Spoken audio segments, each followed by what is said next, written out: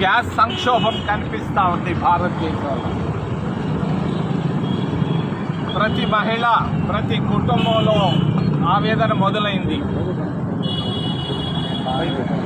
రేపటికి గ్యాస్ ఉందా మనకని, అన్నం వండుకోగలవా అన్న అనుమానాలు కూడా వస్తున్నాయి.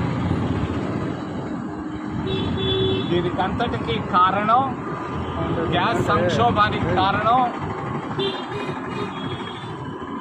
నాయకుల వ్యక్తిగత బలహీనతలు.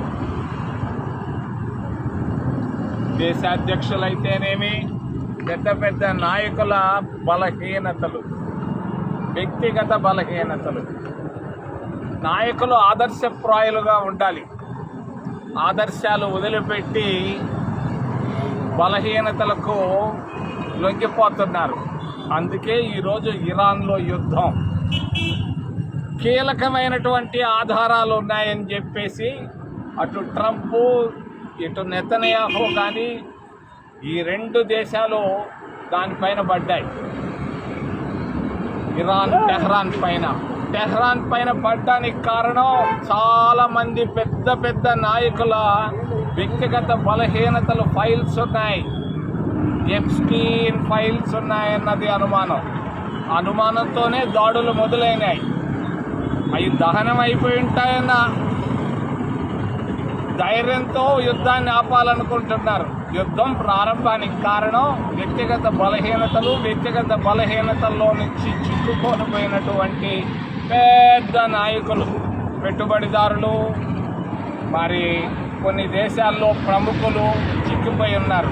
ఇది 3 సంవత్సరాలుగా జరుగుతూ ఉంది. దీంట్లో నుంచి బయటపడాలని ఎంతోమంది నాయకులు ప్రయత్నాలు చేశారు. చివరికి విఫలమై ఈ ప్రయత్నానికి వచ్చారు. ఈ యుద్ధం వల్ల సంక్షోభం భారతదేశంలోనే కాదు, ప్రపంచ దేశాల్లో వచ్చేసింది.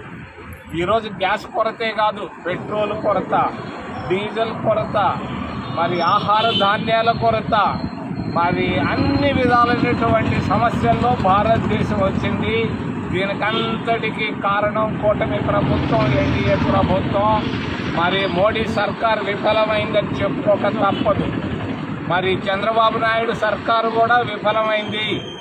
ప్రజల ఆవేదనను ఏమాత్రం అర్థం చేసుకోలేకపోతా ఉంది కూటమి ప్రభుత్వం. దీన్ని మేము ఖండిస్తున్నాం. కాంగ్రెస్ పార్టీ తరఫున, కాంగ్రెస్ పార్టీ అధికారంలో ఉన్నప్పుడు ఇటువంటి వ్యక్తిగత బలహీనతలు కానీ, సమస్యలు కానీ రాలేదు.